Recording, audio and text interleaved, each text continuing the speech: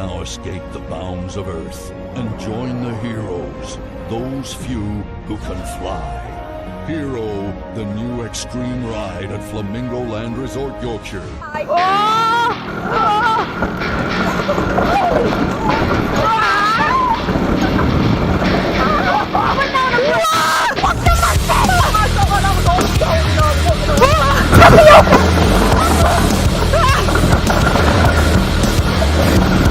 Now, of course, in terms of the ride's theme with this, it's a flying coaster. It's based on being a hero and flying, basically. However, you're a hero to actually survive this thing when you come off with how rough it is, honestly. What do I think of Hero? It's pretty shit. Thank you for watching. Hello and welcome to Rollercoaster Review Show. We're here at Flamingo Land and we're here to review the new Zamperla Volair Hero. Just got off Hero and it's not alright. Just don't particularly like it, to be honest. It's only getting it 1 star. I'm being generous there.